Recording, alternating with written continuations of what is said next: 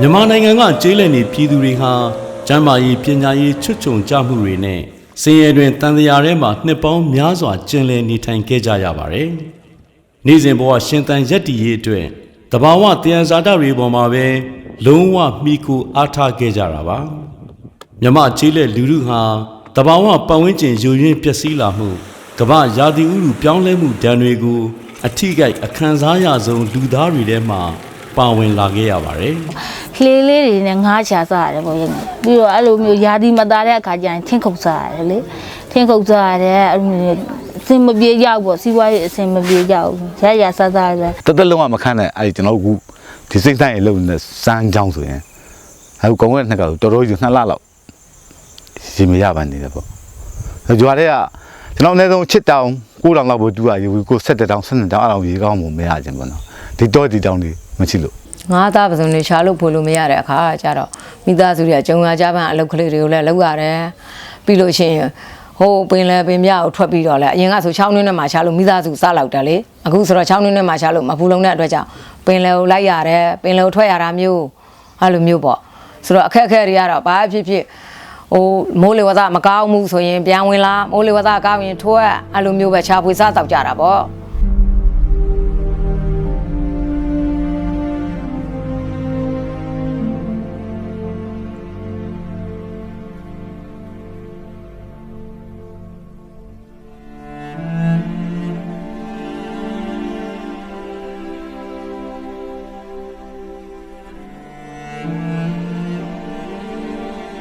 တင်းကျပ်ဖိနှိပ်ထားတဲ့အုပ်ချုပ်ရေးကာလတစ်ခုအောင်မှာ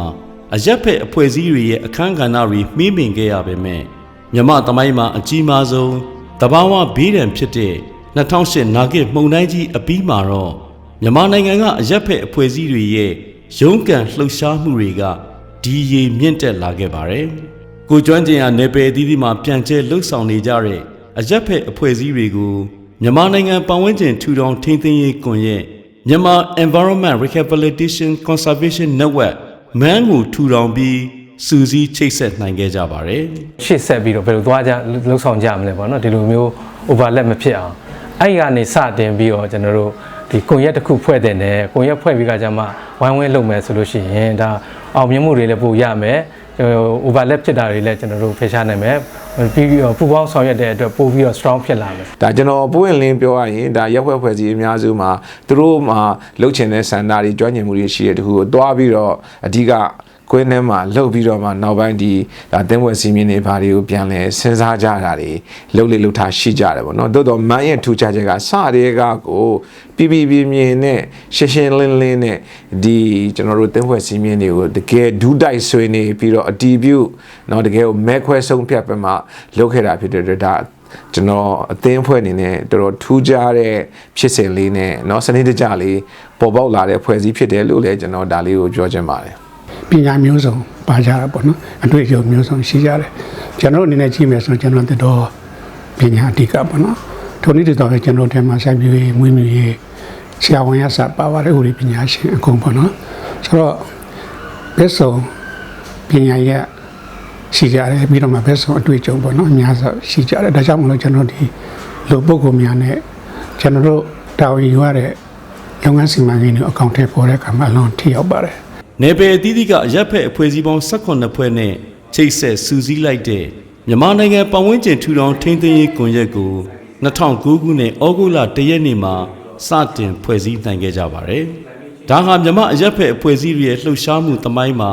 ထူးခြားပြီးအရေးပါတဲ့အပြောင်းလဲတစ်ရပ်ကိုစတင်နိုင်ခဲ့ခြင်းလည်းဖြစ်ပါတယ်။မန်းအဖွဲ့ရဲ့တက်တန်းနုနယ်သေးတဲ့ကာလမှာပဲမှုန်တိုင်းထန်တဲ့နေ့ရက်တွေကိုလည်းဖြတ်ကျော်ခဲ့ရပြန်ပါတယ်ကျွန်တော်တို့ဒါအတိုင်းအတာတစ်ခုဒီအချိန်တစ်ခုကျော်လာတဲ့အချိန်မှာတစ်နှစ်ကျော်လာတဲ့ခါကျတော့ဒီထဲမှာပါတဲ့လူတွေပဲပြန်ပြီးတော့သဘောထားကွဲလဲတာတွေဖြစ်တဲ့ဒါတွေရှိတယ်တသင်းဖွဲ့ကနေချမှတ်ထားတဲ့စီကံအနေမဟုတ်ဘဲနဲ့ဒါသူတို့အနေနဲ့ကိုယ်သဘောနဲ့ကိုယ်ဆောင်ရွက်တာတွေရှိရတဲ့ဒီလိုပြန်ပြီးတော့ကျွန်တော်သင်းဖွဲ့စီးပင်းနဲ့အညီပဲပြန်လဲအရေးယူဆောင်ရွက်တဲ့ကိစ္စရပ်တွေလည်းပေါ်ပေါက်လာတယ်ပေါ့နော်ကျွန်တော်2010ရွေးကောက်ပွဲကိစ္စပေါ်လာတဲ့အခါမှာကျွန်တော်တို့အဖွဲ့တွေထဲအဖွဲ့ဝင်တချို့ကရွေးကောက်ပွဲဝင်မှုပြင်ဆင်ကြတာရှိပါတယ်ကျွန်တော်အဖွဲ့ရဲ့မူလရည်ရွယ်ချက်ကနိုင်ငံရေးနဲ့မပတ်သက်ရဘူးကျွန်တော်စီးပွားရေးလုပ်ငန်းတွေ ကိုကျိုးအတွက်ပေါ့နော်နိုင်ငံတော်အတွက်ကတော့အထောက်ပံ့ဖြစ်အောင်လုပ်ကြရတာပေါ့ကိုကျိုးအတွက်ကျွန်တော်မလုပ်ရဘူး non profit ပေါ့နော်ဒီဟာဒီလိုရည်ရွယ်ချက်နဲ့လုပ်တဲ့အဖွဲ့အစည်းဖြစ်ပါတယ်ဆိုတော့အဲ့လိုဖြစ်တဲ့အတွက်ကြောင့်ကျွန်တော်ကနိုင်ငံရေးမှာဝင်ပြီးတော့မှပတ်သက်နေတဲ့အဖွဲ့တွေကျွန်တော်ပယ်လိုက်ရတယ်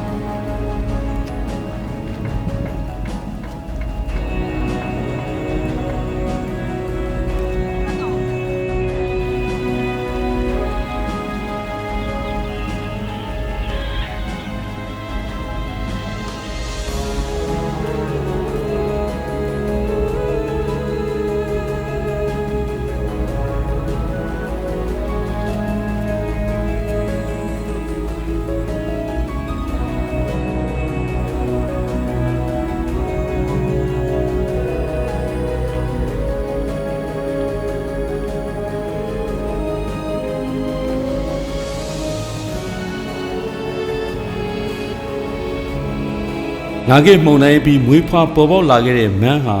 AR တိုင်းနဲ့ရခိုင်ကမ်းရိုးတန်းကပြုံးတီးသွားတဲ့ဒီရီတော်တွေပြန်လည်ထူထောင်စိုက်ပျိုးနိုင်ရေးအတွက်ဒေသခံလူထုနဲ့အတူလက်တွဲဆောင်ရွက်ခဲ့သလိုရခိုင်တောင်ပိုင်းကမ်းရိုးတန်းဒေသကျေးလက်နေပြည်သူတွေစင်းရဲတွင်းကရုံးထွက်နိုင်မှုအတွက်လည်းရခိုင်ကမ်းရိုးတန်းဒေသအသက်မွေးဝမ်းကြောင်းနဲ့ပတ်ဝန်းကျင်ဆိုင်ရာတန်ဖိုးများထိန်းသိမ်းရေးစီမံကိန်းကိုကျိုးပန်းအကောင့်ထဲပေါ်ခဲ့ကြပါတယ်ကျွန်တော်တို့ကဒီ project နဲ့ဝင်လိုက်တဲ့အခါမှာဒီတော့တွေပြန်လဲပြီးတော့မှထူထောင်ဖို့လုပ်တဲ့အခါကျွန်တော်တို့ကဒေသခံပြည်သူအစုဖွဲ့ပိုင်းတော်စီရပေါ့နော်အဲ့ဒါနဲ့ကျွန်တော်အခြေခံလုပ်လိုက်တယ်ဒီစီရရဲ့အကျိုးတရားဒီတော့ရှိခြင်းရဲ့အကျိုးမရှိခြင်းရဲ့အဖြစ်ပေါ့နော်ဒါတွေကျွန်တော်ကပြည်သူတွေကိုပညာပေးတယ်ဘယ်လိုထိန်းရသိရမယ်ဘယ်လိုစီမံအုပ်ချုပ်ရမယ်ကျွန်တော်ပညာပေးတယ်သူတို့အသိမြင်တိုးလာတဲ့စောကြောင်နေတဲ့ဆောင်ကတိုးရတယ်အဲ့လိုလုပ်လိုက်တဲ့အတွက်ကြောင့်ကျွန်တော်စုစုပေါင်းအဲ့ဒီမှာ60ကျော်လောက်ပေါ့နော် CF 60ကျော်လောက်အောင်မြင်လာတယ်အောင်မြင်ပြီးတော့အဲ့ဒီဥစားဒီနေ့တည်းအောင်ပို့ပြီးတော့တိုးတက်ဖြစ်ထွန်းလာတယ်ဒီရောတွေနဲ့ဒီသဘောပတ်ဝန်းကျင်ကြီးကိုခုနလိုထိမ့်မွေရအတွက်ဆိုခဲ့ရင်ဒီ research cycle ကြီးကိုကျွန်တော်တို့တနေရာမှာရပ်နိုင်အောင်ကျွန်တော်တို့ကစူးစမ်းနိုင်ပါမှကျွန်တော်တို့ရဲ့ရည်ရှည်ခွင့်ပြုတိုးတက်မှုကိုကျွန်တော်တို့ရမယ်အဲ့လိုရဖို့ရအတွက်ဒီရည်ရှည်ထွန်းမှုကိုရဖို့ရအတွက်ဒီတော့ကိုတီထောင်တာတခုတည်းတည်းတွေမဟုတ်ဘဲနဲ့ဒီပတ်ဝန်းကျင်မှာရှိနေကြတဲ့ဒေသခံပြည်သူတွေရဲ့လူမှုဘဝစာဝန်နေရေးဖွံ့ဖြိုးမှုပြည်လည်မှုဟာအင်မတန်အရေးကြီးတယ်လို့ကျွန်တော်တို့ဒီ project ကဒီလိုသုံးသပ်ပါတယ်ကျွန်တော်တို့ RCA အနေနဲ့ကတော့ဒေသခံအဖွဲ့အစည်းဖြစ်တယ်ကျွန်တော်တို့မှာအဲ့ဒီတုန်းကဘာပညာမှမရှိဘူးကျွန်တော်တို့ဒေသဖွံ့ဖြိုးစေခြင်းနဲ့စိတ်ရှိတယ်ကျွန်တော်တို့သဘာဝပတ်ဝန်းကျင်ထိန်းသိမ်းခြင်းနဲ့စိတ်ဆန္ဒရှိတယ်ဒီဟာနဲ့ကျွန်တော်တို့ဖွဲ့ခဲ့တာဆိုတော့ပြီးမှကရန်ကုန်အခြေစိုက်တဲ့တခြား9ဖွဲ့ရှိပါတယ်အဲ့ဒီဆရာကြီးတွေအဖွဲ့တွေကကန္ဓအသီးသီးမှာတာဝန်ယူပြီးတော့အကောင့်ထပ်ဖော်တယ်အဲ့ဒီဟာမှာကျွန်တော်တို့ကဒေသခံဒီ community နဲ့ဒီအဖွဲ့ကြီးတွေနဲ့ကြားမှာကျွန်တော်တို့က facilitator သဘောမျိုးကျွန်တော်တို့ကကြားခံပြီးတော့ပေါင်းကူးပေးတာ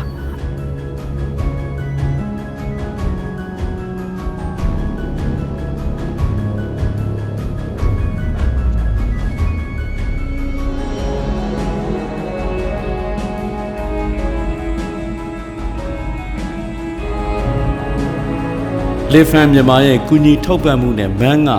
ရခိုင်ပြည်နယ်တောင်ပိုင်းဂွမ်းမြို့နယ်နဲ့ကျိန်တလီမြို့နယ်တွေကရွာပေါင်း42ရွာမှာကလီယာ project ကိုအကောင့်ထဲပေါ်ခဲ့ကြပါတယ်။2017ဇွန်လကနေ2014ဒီဇင်ဘာလအထိ3နှစ်ကြာတဲ့ကလီယာ project မှာဒေသခံလူထုရဲ့အားတက်သရောပူးပေါင်းကူညီမှုနဲ့အတူထိရောက်တဲ့အောင်မြင်မှုတွေလည်းရရှိခဲ့ပါတယ်။ပြုံးတီးနေတဲ့ဒီရီတော်တွေကိုပြန်လည်ထူထောင်စိုက်ပျိုးနိုင်ခဲ့ပြီးဒေသခံအစုအဖွဲ့ပိုင်တစ်တော်44ခုကိုသတ်မှတ်ပေးနိုင်ခဲ့ပါတယ်။ဒီတော်ဧက9335ဧကအပါအဝင်စုစုပေါင်းတဘာဝတစ်တော်9805ဧကကို ဒေသခံလူထုရဲ့လက်ထဲလွှဲအပ်ပေးနိုင်ခဲ့ပါတယ်။ဒါအပြင်စိုက်ပျိုးရေးမွေးမြူရေးရေလုပ်ငန်းနဲ့တပိုင်းတနိုင်ဝင်ငွေတိုးလုပ်ငန်းတွေမှာဒေသခံတွေချေယူရင်းနှီးမြှုပ်နှံနိုင်အောင်လက်ပတ်ရန်ပုံငွေစနစ်ကိုလည်းကြေးရွာတိုင်းမှာထူထောင်ပေးနိုင်ခဲ့ပါတယ်။ပတ်ဝန်းကျင်ထိန်းသိမ်းရေးနဲ့လူမှုစီးပွားဖွံ့ဖြိုးရေးအတွက်ဒေသခံတွေလိုအပ်နေတဲ့စွမ်းဆောင်ရည်တွေမြန်မာလာအောင်လဲလေ့ကျင့်ပညာပေးမှုတွေကိုကြည်ကြဲပြန့်ပြန့်လှုပ်ဆောင်နိုင်ခဲ့ကြပါတယ်။ ဘာသိသွားဆိုအရင်တော့အမျိုးသမီးတွေဟာဟိုလူတယောက်နဲ့တွေ့ဖို့တော့မှသူတို့နောက်ကိုတွန့်နေတယ်အစည်းအဝေးခေါ်ရင်လည်းသူတို့နောက်ဆုံးမှဝင်ထိုင်တယ်ရှေ့ကိုဘယ်တော့မှမထွက်ရဘူးနောက်ဒီလိုကျွန်တော်ဒီ clear project မှာ awareness တွေပေးတယ် capacity သင်တန်းတွေပေးတယ်အဲ့ခါကျတော့အခုဘာဖြစ်လာဆိုအမျိုးသမီးတွေရှေ့ကနေမမဥဆောင်နိုင်တယ်နောက်ဒီအမျိုးသမီးဥဆောင်တဲ့အိမ်တော်စုတွေဟာလည်းဒီ capacity awareness တွေကောင်းလာတဲ့အတွက်ကြောင့်သူတို့ကဘယ်လိုလုပ်ရင်ဘယ်လိုရမယ်နောက်ပြောရဲဆိုရဲဖြစ်လာတယ်ယောက်ျားတွေကလည်းချောက်ဖို့အမြဲတမ်းသွားရတယ်အဲ့လိုမိန်းမတွေကပဲဥဆောင်ရတယ်ဘယ်လုံးငန်းပဲလုပ်ဖို့ဖြစ်ဖြစ်မိန်းကလေးတွေဥဆောင်ကိုရွာမှာလူနေတဲ့အတွက်ကြောင့်ကိုတိုင်လုံးမှာဖြစ်မယ်နေတို့တွေမလုပ်လို့မဖြစ်ဘူးအဲ့ဒီကြောင့်ဘယ်အစည်းအဝေးဆိုရင်လည်းအကုန်လူလားအကုန်လူတက်ကိုပြောချင်တဲ့စကားကိုတင်ပြကိုလိုအပ်ချက်ကလေးကိုပြောပြဆိုအခုတော့အဲ့လိုမျိုးအဆင်ပြေနေပြီလေဒီနှုန်းကတော့စင်းရတော့လဲတီးတော့လဲအဲ့လိုမျိုးကျောင်းသားသမီးတွေလည်းကျောင်းကိုဒီလောက်ထိထားပေးနိုင်ဘူးဟိုသမီးအကြီးဆိုရင်9တန်းလောက်ပဲထားပေးနိုင်တယ်ကိုကတော့ဒီသမီးလေးမှာတော့မျောလင့်ချက်ရှိတာပါသူပညာတတ်ပြောင်းတော့လဲသင်ပေးမယ်လို့ရည်ရွယ်ထားလေခုကတည်းကလည်းသူပညာသင်စရိတ်ကိုစုဆောင်းပေးထားတယ်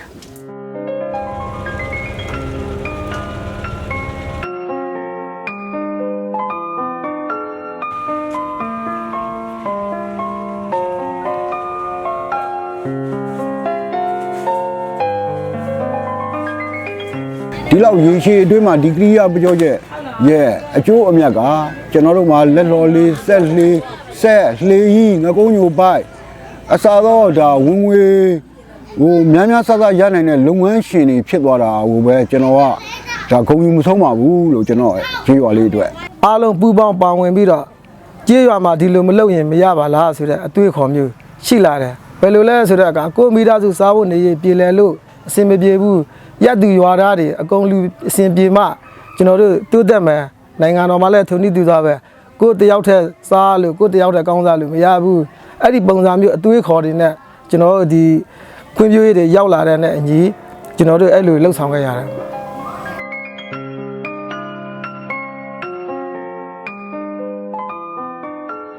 ဒီရီတော်တွေပြန်လဲထူထောင်ရေးနဲ့လူမှုစီးပွားဖွံ့ဖြိုးတိုးတက်ရေးကိုတပြိုင်နက်တည်းအကောင့်ထဲဖော်တဲ့ Clear Project ကာလမှာထူးခြားဖြစ်စဉ်တစ်ခုနဲ့လည်းကြုံတွေ့ခဲ့ကြရပါတယ်။ IUCN လို့ခေါ်တဲ့ International Union for Conservation of Nature အဖွဲ့ကြီးကကမ္ဘာပေါ်မှာမျိုးတုံပျောက်ကွယ်တော့မဲ့ Critically Endangered Species မှာဖော်ပြထားခြင်းခံရတဲ့ Bulgaria Hennessy လို့ခေါ်တဲ့မြိုင်ကြီးခေါ်ဆောင်းဖူပင်ကိုဂွမြို့နယ်ဒီရီတောတွေထဲမှာရှာဖွေတွေ့ရှိခဲ့တာပါပဲ။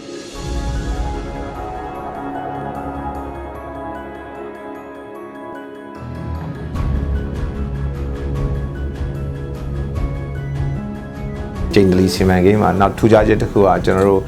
ကဘာမာကိုတကယ်ကိုမျိုးတုံးပြောက်ကွယ်တော့မယ်လို့ကျွန်တော်တို့ဒါသတ်မှတ်ထားတဲ့ဒါ critically endangered species ဖြစ်တဲ့ဒီမြိုင်ကြီးပေါ့နော်ခေါ်တဲ့ဒီ Bulgaria Hennessy အပင်ကိုကျွန်တော်ပြန်လဲရှာဖွေတွေ့ရှိတာပါအဲကျွန်တော်တို့လည်းအရန်အားသင်ပြီးတော့အရန်ကိုဝမ်းသာရပါတယ်ပေါ့နော်ဒါကျွန်တော်တို့ကတော့ဒါဇီဝရတနာလို့ကျွန်တော်တို့တင်စားတာပေါ့အင်ဒိုနီးရှားကအလုံးဆွေးနွေးပွဲတစ်ခုမှာစင်ကာပူနိုင်ငံကတစ်တော်အရာရှိတယောက်နဲ့တွေ့တော့မှဒီအပင်ဟာတကယ် critically endangered species ဖြစ်တယ်။ကမ္ဘာပေါ်မှာဒီအပင်လောက်ပဲရှိတော့တယ်ဆိုတော့ဒီ IUCN ရဲ့ release နဲ့အဲ့တော့မှကျွန်တော်ကတွေ့တာအဲ့တော့မှကိုတွေ့တဲ့အပင်ဟာတကယ်ကိုအင်မတန်အရေးကြီးတဲ့အပင်တစ်ပင်ဖြစ်နေပါလားလို့ကျွန်တော်အဲ့ဒီအချိန်မှာစပြီးတော့သိရတာပါ။ထပ်မံရှာဖွေတဲ့အခါမှာလည်းအပင်သေးလေးတွေကသူကအပင်1000ကျော်လောက်ကျွန်တော်ရှာဖွေတွေ့ရှိခဲ့ပါတယ်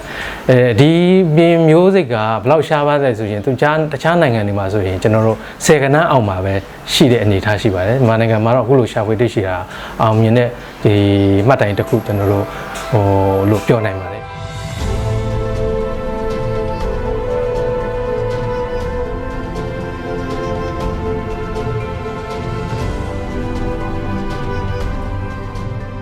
ပြည်တွင်းရပ်ဖက်အဖွဲ့အစည်း18ဖွဲ့နဲ့ဖွဲ့စည်းထူထောင်ထားတဲ့မန်းဟာ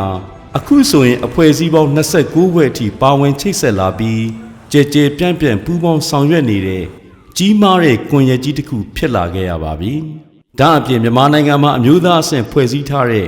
ပတ်ဝန်းကျင်ရေးရာနဲ့ရာသီဥတုပြောင်းလဲခြင်းဆိုင်ရာအမျိုးသားကော်မတီမှလည်းတခုတည်းသောအရက်ဖက်အဖွဲ့အစည်းအနေနဲ့ပါဝင်လာခဲ့ပါတယ်။အရွေးတစ်ခုစီကိုဦးတည်နေတဲ့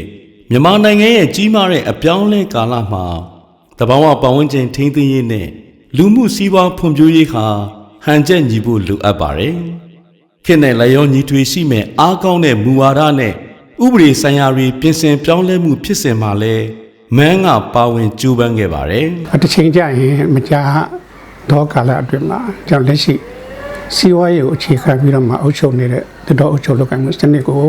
ခေတ်စနစ်ကိုအခြေခံတဲ့တတော်အုပ်ချုပ်လုပ်ကိုင်မှုစနစ်နဲ့တွားမှာဖြစ်ပါတယ်။ဆိုတော့ဒီရှုထောင့်ကကြည့်ရင်ကျွန်တော်1995တတော်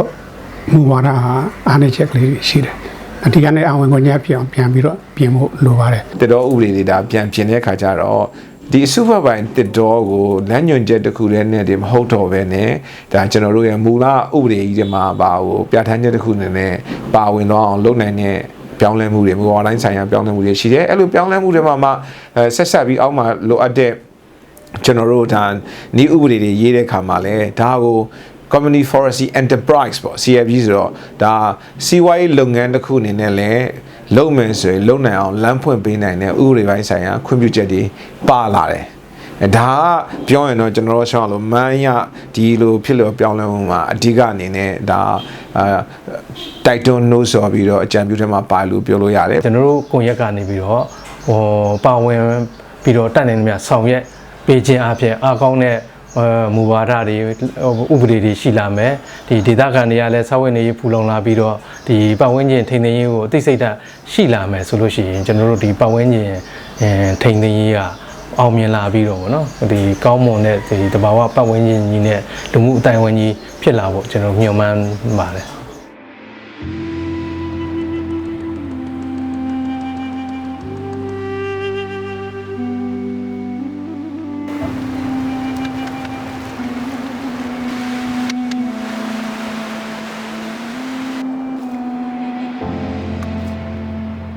နာဂစ်မုန်တိုင်းတိုက်ခတ်ပြီးကစားမှာအရက်ဖက်အဖွဲ့အစည်းတွေရဲ့စူးစီးထားတဲ့အင်အားတရက်ဖြစ်ထူထောင်ခဲ့တဲ့မန်းရဲ့တက်တန်းလဲအခုဆိုရင်10နှစ်ပြည့်မြောက်ခဲ့ပါပြီ။အတွေ့အကြုံနဲ့အရေးချင်းတွေပုံမှုပြေဝလာခဲ့တယ်လို့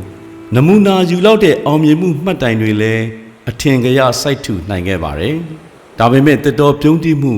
ရာသီဥတုပြောင်းလဲမှုတဘာဝဘေးဒဏ်တွေတွေ့ကြုံခံစားရမှုဆင်းရဲမွဲတေမှုနဲ့ပညာရေးချို့တဲ့မှုစတဲ့ဒဏ်ရာဒဏ်ချက်ပေါင်းများစွာနဲ့မြမအပြောင်းလဲခရီးဟာရေစံလေးစံကိုရုန်းကန်လှော်ခတ်နေရစေပါ။နောက်မျိုးဆက်တွေအတွက်ကောင်းမွန်တဲ့တဘာဝပတ်ဝန်းကျင်အမွေကိုလက်ဆင့်ကမ်းပေးနိုင်ပါမလားဆိုတာကလည်းမေးခွန်းထုတ်เสียဖြစ်နေစေပါပဲ။ရုပ်ဗေဒအပညာရှင်တယောက်နိုဘယ်ဆုရတယ်။သူကနေပြီးတော့မှနိုဘယ်ဆုသွားရတဲ့အချိန်မှာညစာစားဖို့မှလုပ်တဲ့ဂျပန်သားအမတ်ကြီးနဲ့သူကအတူတူထိုင်ရတယ်။မေးတယ်သူကဂျပန်သားအမတ်ကြီးတော့မင်းတို့တိုင်းပြည်ကွာစစ်တမ်းလောက်ခံရတယ်။တိုင်းပြည်ပြန်တိုးတက်တာတွေမြန်လိုက်တာ။ဘာကြောင့်လဲသူကမေးတယ်။ငါတော့မသိဘူး။ငါသိတာတခုပဲ။ငါတို့သားသမီးတွေငါတို့ထက်ပါပြုစုပေးတယ်။သိကောင်းတဲ့ဥစ္စာ။ဒါမှကျွန်တော်တို့တိုင်းပြည်ကောင်းမှုဆိုကြလို့ရှိရင်တိုးတက်လာဖို့ဆိုကြလို့ရှိရင်ကျွန်တော်တို့ထက်သာကျွန်တော်သားတွေသမီးတွေပြုစုပေးရမယ်။ဒါကျွန်တော်တို့ကွယ်လွန်သွားပြီဖြစ်တဲ့ဆရာကြီးဦးအောင်ကကျွန်တော်တို့တွေကိုဆုံးမခဲ့တဲ့စကားပါ။ငါတို့တွေအခုထုတ်ယူသုံးစွဲနေကြတဲ့တဘာဝတန်ဇာတဆိုတာဟာတဲ့ငါတို့ပိုင်ပစ္စည်းမဟုတ်ဘူးငါတို့သားသမီးငါတို့ရဲ့သားသမီးတွေရှိကနေပြီးတော့ငါတို့ကခိတ္တချီးယူထားတဲ့ငှားယူထားတဲ့ပစ္စည်းတဲ့သူတို့တွေကိုငါတို့ကအကောင်းတိုင်းပြန်ပေးရမယ်တဲ့အကောင်းတိုင်းပြန်ပေးနိုင်မှငါတို့ကတာဝန်ကြည့်တယ်တဲ့ပို့ပြီးတော့မှကောင်းယုံတယ်မကဘူးပို့ပြီးတိုးတက်အောင်လုပ်ပေးနိုင်ရင်တော့အတိုင်းတဲ့အလုံးပေါ့ကွာတဲ့ဒါပေမဲ့အကောင်းတိုင်းပြန်မပေးနိုင်ရင်တော့ငါတို့တဲ့မိုက်တဲ့လူမရှိတော့ဘူးပြီးခဲ့တဲ့ဆယ်နှစ်ကတော့ဒါကျွန်တော်ပုံမှန်လင်းပြောရရင်တော့ဒါလှူရှင်နိုင်ငံတွေရဲ့စေတနာရှိမှုမှာမူတည်ပြီးကျွန်တော်တို့ကဒီလုပ်ငန်းလေးတွေဆောင်ရွက်နိုင်တယ်အဲ့တော့ဒီလုပ်ငန်းလေးတွေကအလှူရှင်မရှိတော့ရင်မ မလုံနိုင်တော့ဘူးလားဆိုတဲ့စိန်ခေါ်မှုကိုကျွန်တော်တို့လည်းရင်ဆိုင်ရတာပေါ့အဲ့တော့တစ်သက်လုံးအမြဲတမ်းဒါလှူရှင်တွေကပေးနေမယ်ဆိုတာလည်းဘယ်မှာမှရှိမှာမဟုတ်တဲ့အတွက်ကျွန်တော်တို့ကနောက်လာမယ့်10နှစ်မှာတော့เนาะဘလို့တတ်နိုင်မြရနိုင်တဲ့ဒါအရင်းမြစ်တွေကိုစုစည်းပြီးတော့ကိုအောက်ကိုပြီးတော့အခုပြီးခဲ့တဲ့10နှစ်လောက်ခဲ့တယ်လို့မြဲလက်ဆင့်ကမ်းလုံနိုင်သွားမလဲဆိုတော့ဒါကျွန်တော်တို့ဒါဝိုင်းဝန်းကြိုးပမ်းဖော်ထုတ်သွားမှာဖြစ်တယ်လို့တော့ကျွန်တော်ဒါလေးကိုလည်းဒါ10နှစ်မြောက်အခမ်းအနားမှာ10နှစ်မြောက်ပြည့်တဲ့နှစ်မှာကျွန်တော်အမှတ်တရเนาะတတိပြုဖို့အတွက်ကျွန်တော်ပြောလိုပါတယ်